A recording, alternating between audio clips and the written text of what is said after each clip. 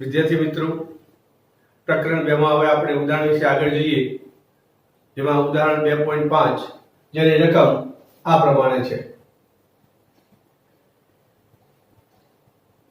જેમાં એ વિભાગ વિશે આપણે જોઈએ.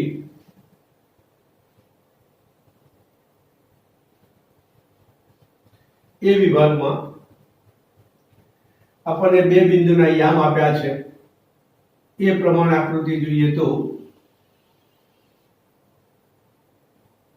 ઉદ્ગમ બિંદુ O જેના યામ 0 0 0 સેન્ટીમીટર, બીજા બિંદુના યામ આપણને આપ્યા છે -9 0 0, આ યામ સેન્ટીમીટરમાં છે. બીજા એક બિંદુના યામ આપણને આપ્યા છે 9 0 0 સેન્ટીમીટર. આ બે યામ ધરાવતા બિંદુ પર બે વીજભારો મૂકેલા છે, જેમાં આ યામ પર Q1 વીજભાર બરાબર 7 × 10⁻⁶ કુલમ અને આ બિંદુ પર વીજભારને Q2 કહીએ તો Q2 બરાબર -2 × 10⁻⁶ કુલમ વીજભાર મૂકેલ છે. તો વીજભારોની આ ગોઠવણી મુજબ આ બે વીજભારોના બનેલા તંત્રની સ્થિતિ ઊર્જા કેટલી તે ગણવું છે. તો આપણે ભણી ગયા કે બે વીજભારોના બનેલા તંત્રની સ્થિતિ ઊર્જા, આને આપણે U1 કહીએ અથવા એકલો U કહીએ તો U બરાબર K Q1 Q2 upon R12. K ની કિંમત આપણે મૂકવી હોય તો મુકાય 1/4πε0 Q1 Q2 upon R12.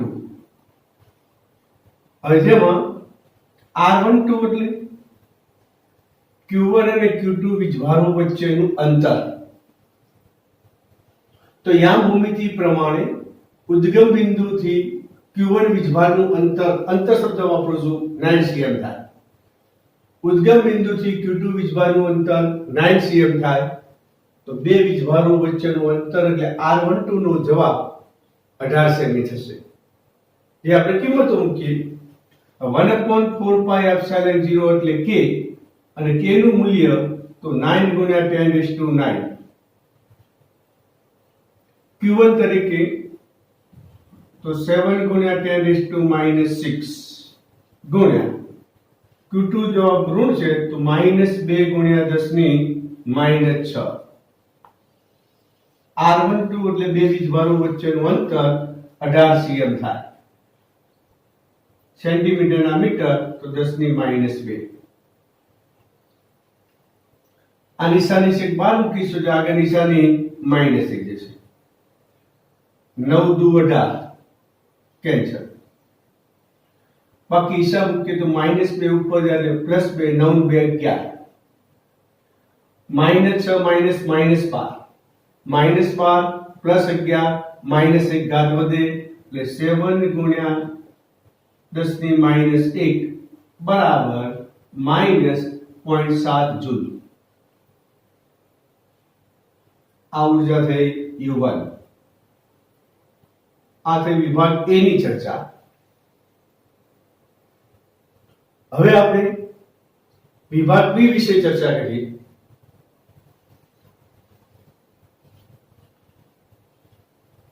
તો વિભાગ B માં એવું કહે છે આપણને આ બે વીજભારોને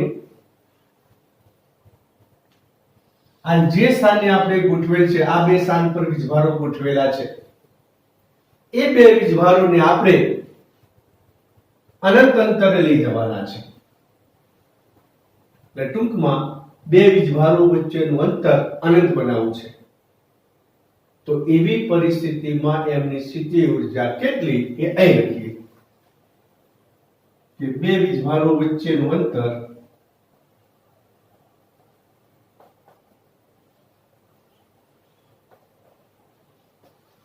વચ્ચેનું અંતર અનંત હોય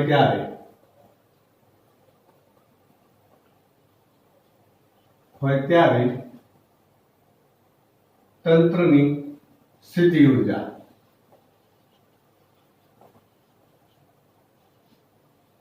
એને આપણે U2 કહીએ તો U2 બરાબર K Q1 Q2 upon R12. હવે અહીંયા R12 એટલે બે વીજભારો વચ્ચેનું અંતર અનંત થશે, એટલે R12 નો જવાબ તમે ઇન્ફિનિટી મૂકશો અને કોઈ પણ સંખ્યાને ઇન્ફિનિટી વડે ભાગો એટલે આપણને જવાબ 0 મળે. U2 0. તો આમ કરવું પડતું કાર્ય એટલે તંત્રની સ્થિતિ ઊર્જાનું ફેરફાર. તો કરવું પડતું કાર્ય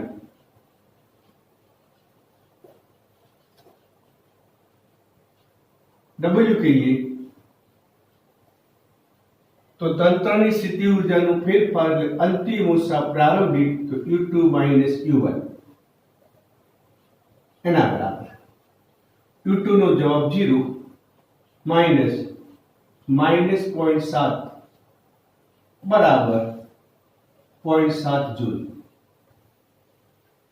એટલે બે વીજભારોને અનંત અંતરે લઈ જવા માટે કરવું પડતું કાર્ય 0.7 જૂલ હશે. હવે મિત્રો આ ઉદાહરણમાં આપણે સી વિભાગ વિશે ચર્ચા કરીએ, જેમાં એ અને બી વિભાગમાં મૂકેલા બે વીજભારો જે હતા એ બે વીજભારોને બાહ્ય વિદ્યુત ક્ષેત્ર E બરાબર A/R² માં મૂકવામાં આવે તો આ તંત્રની સ્થિતિ ઊર્જા કેટલી? હવે આપણે ભણી ગયા આગળ એ વિભાગમાં આપણે આકૃતિ જે દોરી હતી એની ચર્ચા કરીએ કે ઉદ્ગમ બિંદુ O, અહીંયા Q1 વીજભાર હતો, Q2 વીજભાર હતો. Q1 નો જવાબ 7 × 10⁻6 કુલમ હતો. Q2 નો જવાબ -2 × 10⁻6 કુલમ હતો. તો આ બે વીજભારો હાલ ગોઠવેલા હતા. આ એ વિભાગમાં આ બે વીજભારો મૂકતી વખતે કોઈ બાહ્ય વિદ્યુત ક્ષેત્ર હતું નહીં. હવે આ બે વીજભારોને આપણે આ બિંદુએ મૂકેલા છે ત્યારે બાહ્ય વિદ્યુત ક્ષેત્ર E હાજર છે, જેને પરિણામે આ બિંદુનું નામ કહું આપણે A, આ બિંદુનું નામ કહું B. તો વિદ્યુત ક્ષેત્રને કારણે ક્ષેત્રના દરેક બિંદુએ, જેમાં નમૂના રૂપે A અને B બિંદુએ વિદ્યુત સ્થિતિમાન હાજર હોય. ફરી બોલું છું, વિદ્યુત ક્ષેત્રને કારણે A અને B બિંદુએ વિસ્થિતિમાન હાજર. હવે આપણે એ બિંદુ પર તો ઉદ્ગમ બિંદુથી એ બિંદુનું અંતરને આપણે કહી દઈએ R1. ઉદ્ગમ બિંદુથી એ બિંદુનું અંતરને આપણે R2 કહીએ તો R2. હવે ઉદ્ગમથી B બિંદુના અંતરને આપણે R2 વડે દર્શાવીએ, જે અંતરનો જવાબ 9 cm થશે. તો એ બિંદુ પર વિદ્યુત ક્ષેત્રને કારણે વિસ્થિતિમાનને આપણે દર્શાવવું હોય તો V of R1, અહીંયા બતાવો તો V of R2.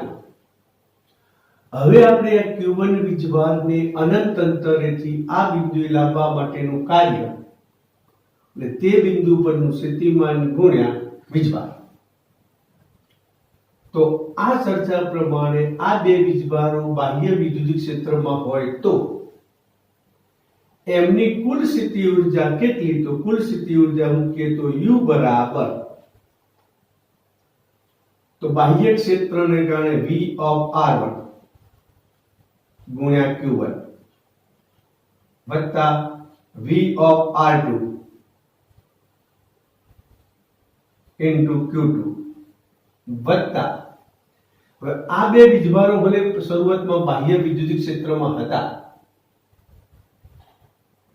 એ વિભાગમાં નહોતા, ત્યારે એમની વચ્ચે જે સ્થિતિ ઉર્જા હતી એ સ્થિતિ ઉર્જા તો પાછી બાહ્ય ક્ષેત્રમાં મૂકશો તો પણ એ આંતરક્રિયાની સ્થિતિ ઉર્જા તો એની એ જ રહેશે.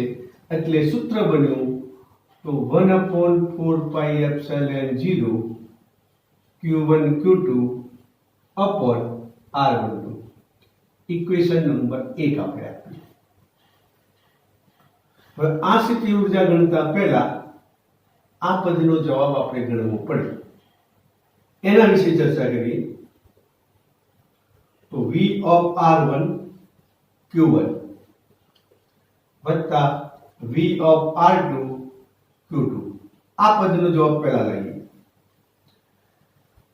હવે આપણે સાઈડમાં મૂકીએ તો E બરાબર V upon R. તો V બરાબર E into R થાય. તો V of R1 ની જગ્યાએ કિંમત મૂકીએ તો E of R1 ગુણ્યા R1, E of R1 ગુણ્યા R1 ગુણ્યા Q1 વત્તા E of R2 into R2 into Q2.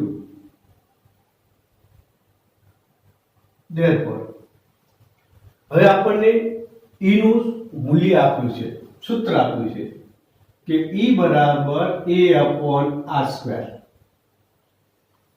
એ સૂત્ર મૂકીએ, એ જનરલ સૂત્ર આ છે. તો આ જ્યાં R1 હોય ત્યાં R1 મૂકવાનું, R2 હોય ત્યાં R2 મૂકવાનું. તો therefore A upon R1 square into R1 into Q1 વત્તા A upon R2 square into R2 into Q2 એના બરાબર R1 ઉઠશે એટલે A upon R1 Q1 વત્તા A upon R2 Q2. હવે આપણે R1 અને R2 9 સેમી છે, 9 સેમી છે, કોમન કાઢી દઈએ તો એના બરાબર A upon R1 R2 ની જગ્યાએ મૂકું છું R, કોમન કાઢી નાખીએ તો Q1 plus Q2. A તો કિંમત આપી છે 9 ગુણ્યા 10⁵ R 9 સેન્ટીમીટરના મીટર 10⁻². Q1 તો 7 ગુણ્યા 10⁻6. Q2 નો જવાબ માઈનસ એટલે માઈનસ 2 ગુણ્યા 10⁻6. આ 9 કેન્સલ, -6 કોમન કાઢો એટલે 7 ઓછા 2 એટલે 5 ગુણ્યા આ -2 ઉપર એટલે +2 10⁻7, 6 કોમન કાઢો 10⁻6 એટલે 10⁻1 વધે બરાબર 50 જવાબ મળે. એટલે V of R1 Q1 વત્તા V of R2 Q2 નું મૂલ્ય આપણને 50 મળે. આ કિંમત સમીકરણ 1 માં આપણે મૂકીએ તો તંત્રની સ્થિતિ ઊર્જા U આપણને મળે. આ પદનો જવાબ સમીકરણ 1 માં આ પદનો જવાબ 50 plus 1/4πε Q1 Q2 upon R12 નો જવાબ વિભાગ A માં આપણે આ જવાબ લાયા, જે જવાબ હતો -0.7 जूल, तो -0.7, तो therefore 50 -0.7 बराबर 49.3 जूल जवाब મળે। તો આમ આ બે વીજભારોને બાહ્ય વિદ્યુત ક્ષેત્રમાં મૂકતા આ ગોઠવણી મુજબ તંત્રની કુલ ઉર્જા 49.3 જૂલ થશે। આ થયું ઉદાહરણ 2.5। વિદ્યાર્થી મિત્રો, હવે આપણે આગળ જોઈએ ઉદાહરણ 2.6, જેની રકમ આ પ્રમાણે છે। રકમ મુજબ એક અણુની ડાયપોલ મોમેન્ટ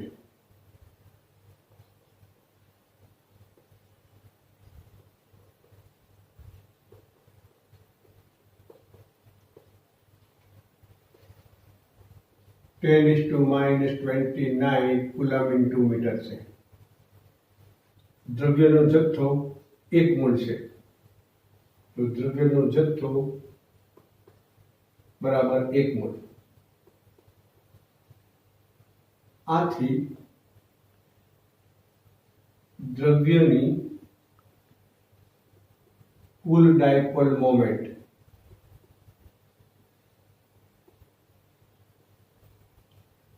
P વડે દર્શાવીએ તો P બરાબર, તો દ્રવ્યના 1 મોલ જથ્થામાં અણુઓની સંખ્યા એવોગેડ્રો અંક હોય, એટલે અણુઓની સંખ્યા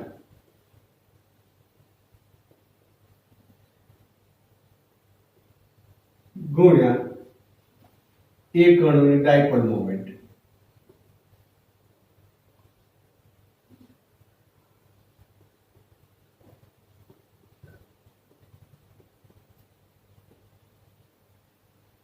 અણુની સંખ્યામાં આપણે જથ્થો 1 મોલ છે, 1 મોલમાં અણુઓની સંખ્યા 6 ગુણ્યા 10⁻23।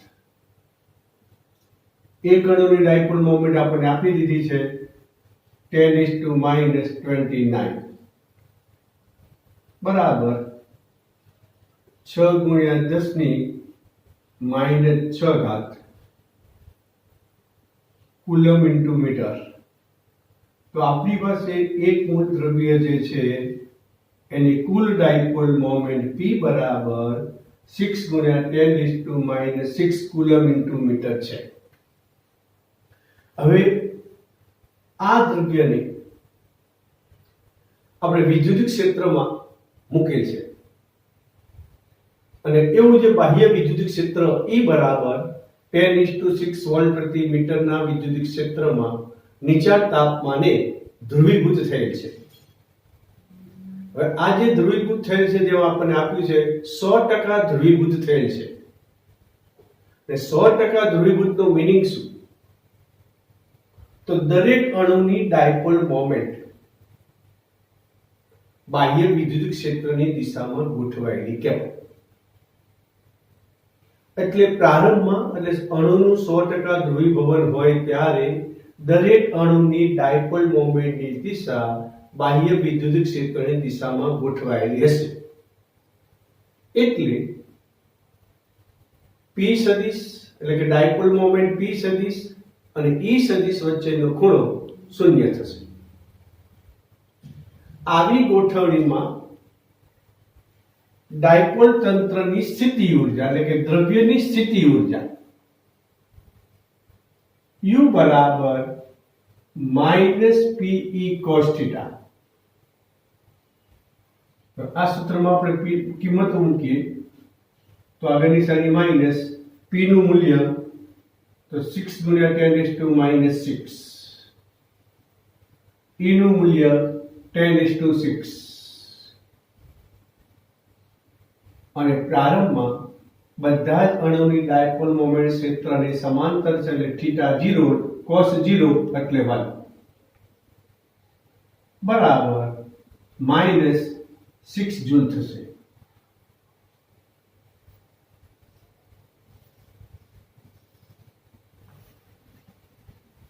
હવે આપણને કહે છે બાહ્ય વિદ્યુત ક્ષેત્ર 60 ડિગ્રીના ખૂણે ફેરવવામાં આવે એટલે કે ગોઠવવામાં આવે તો એવી પરિસ્થિતિમાં સ્થિતિ ઉર્જા કેટલી? તો આ વિભાગની અંદર આકૃતિ દોરીએ તો વિદ્યુત ક્ષેત્ર E આ દિશામાં હતું, દરેક અણુની ડાયપોલ મોમેન્ટ એક જ દિશામાં એટલે P સદિશ આ દિશામાં હતું અને θ = 0 છે. હવે પછીના વિભાગમાં આકૃતિ આવી કે P સદિશ તો આ દિશામાં રહેશે જ, પણ વિદ્યુત ક્ષેત્ર E 60 ડિગ્રીના ખૂણે ગોઠવેલ છે એટલે E સદિશ આ દિશામાં છે. ટૂંકમાં P સદિશ અને E સદિશ વચ્ચેનો ખૂણો 60 ડિગ્રી છે.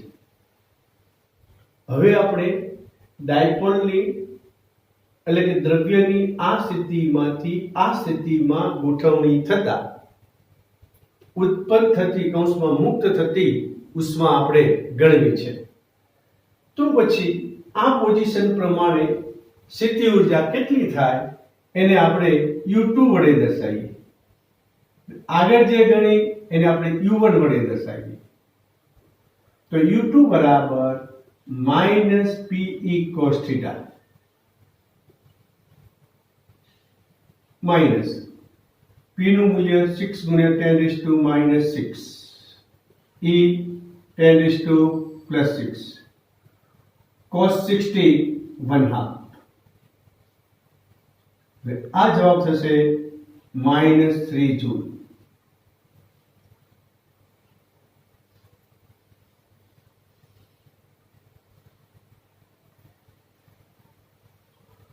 તો આમ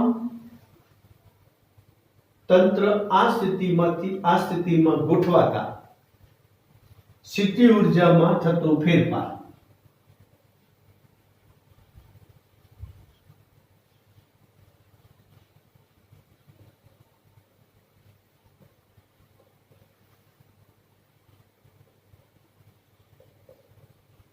અંતિમ ઓછા પ્રારંભિક કરીએ તો -3 -6 બરાબર 3 જૂલ.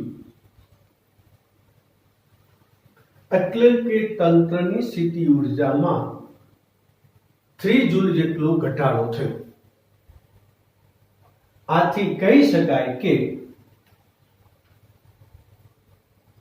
ડાયપોલ તંત્ર આ સ્થિતિમાંથી આ સ્થિતિમાં ગોઠવાતા એટલે કે દ્રવ્યની ગોઠવણીને કારણે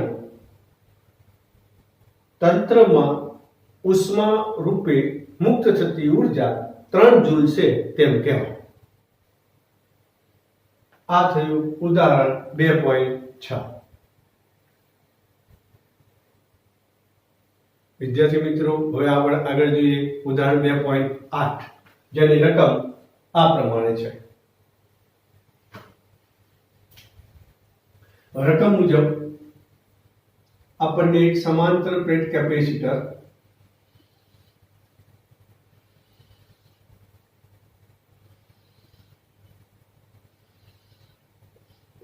જેના પ્લેટનું ક્ષેત્રફળ A, બે પ્લેટ વચ્ચેનું અંતર D, ત્યારે તેનું કેપેસિટન્સને આપણે C0 વડે દર્શાવીએ તો C0 બરાબર A એપ્સિલોન 0 ભાગ્યા D થાય. અને એ વખતે બે પ્લેટ વચ્ચેના વિસ્તારમાં વિદ્યુત ક્ષેત્ર કહી દઈએ E0 છે. હવે આવા કેપેસિટરની અંદર કે ડાઇલેક્ટ્રિક અચળાંક ધરાવતું ડાઇલેક્ટ્રિક ચોસલું ગોઠવવું છે.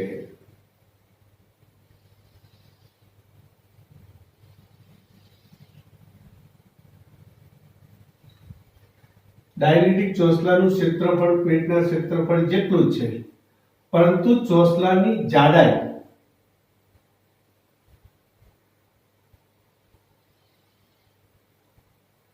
આ ડાઇલેક્ટ્રિક ચોસલું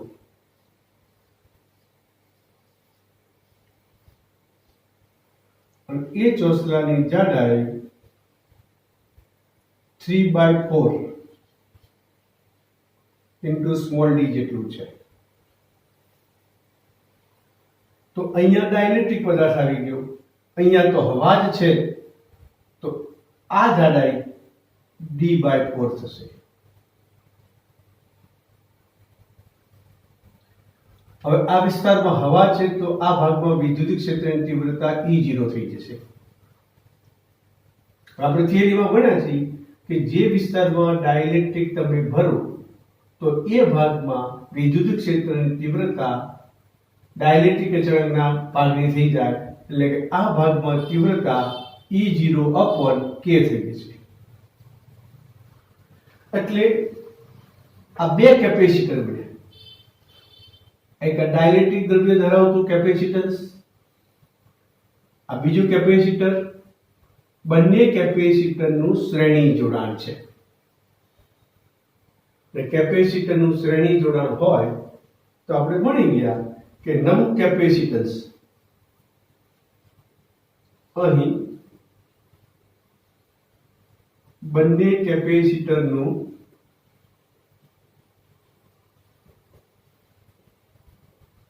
શ્રેણી જોડાણ છે.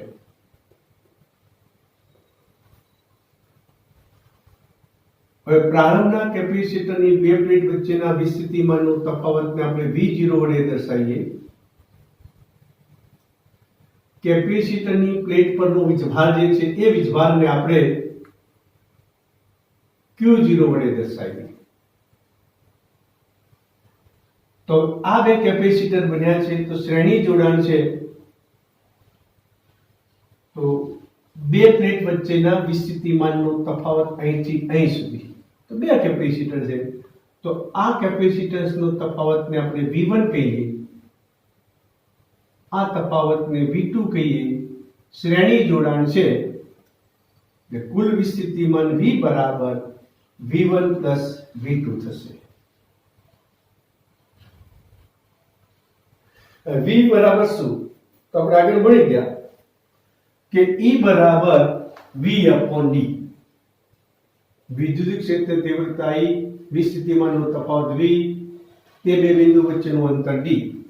તો E બરાબર V/d. આ સૂત્ર અનુસાર તો V બરાબર A × d થાય. તો V1 ની જગ્યાએ આપણે મૂકીએ તો E તરીકે આપણે મળે E0/k ઇન્ટુ d, એટલે ચોસલાની જાડાઈ 3/4 ઇન્ટુ d વત્તા V2. તો વિદ્યુત ક્ષેત્ર તીવ્રતા E0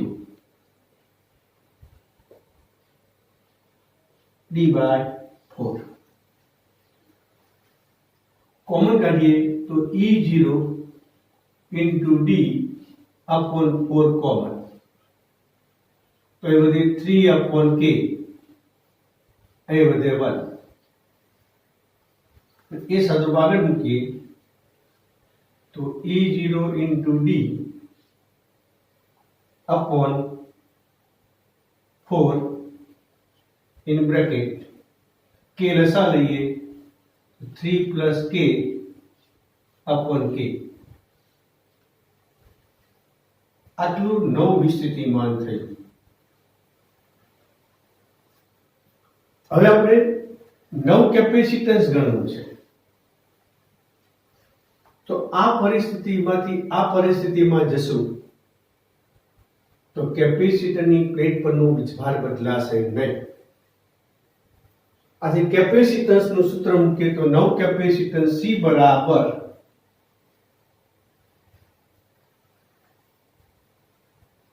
Q/V. વીજભાર એનો એટલે Q0/V. આ સૂત્રમાં આપણે V નું સૂત્ર મૂકીએ તો therefore નવ કેપેસિટન્સ C બરાબર Q0/E0 into D upon 4k in bracket 3 plus k. 4k ऊपर जवा देंगे, therefore C बराबर 4k into Q0 upon E0 into D in bracket 3 plus k. આ સૂત્ર અનુસાર E0 into D બરાબર V0 લખાય કે પ્રારંભિક વિસ્થિતિમાં V0 હતું એટલે E0 into D ની જગ્યાએ આપણે મૂકીએ V0 તો 4k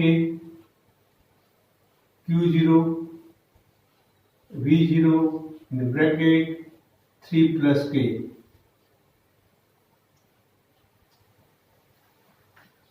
C बराबर Q0 upon V. तो ये प्रमाणे तो Q0 upon V0 तो प्रारंभिक कैपेसिटर C0 था तो Q0 upon V0 जगह हम के C0 तो 4k into C0 upon 3 plus k तो થયું 9 કેપેસિટન્સ C बराबर 4k into C0 upon 3 plus k એટલે કે કોઈ ડાઇલેક્ટ્રિક અચળાંક ભરેલ ન હોય ત્યારે કેપેસિટન્સ C0 હતું આકૃતિ મુજબ આટલા વિસ્તારમાં ડાઇલેક્ટ્રિક ભર્યા પછી નવ કેપેસિટન્સ જો બોલવું હોય તો કેટલા ગણું થયું તો મૂળ કેપેસિટન્સ કરતા 4k upon 3 plus k ગણું થયું કેમ આ એક્ઝામ્પલ માટે એક શોર્ટકટ સૂત્ર છે પૂરેપૂરા વિસ્તારમાં ડાઇલેક્ટ્રિક ભરેલું ન હોય ત્યારે નવ કેપેસિટન્સ ગણવાનું સૂત્ર તો C બરાબર A epsilon 0 upon D minus T plus T upon K જ્યાં D બે પ્લેટ વચ્ચેનું અંતર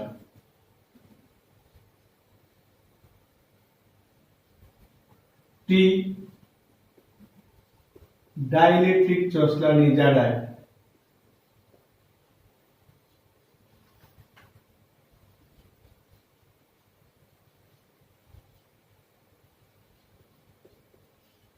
અને K ડાઇલેક્ટ્રિક અચળાંક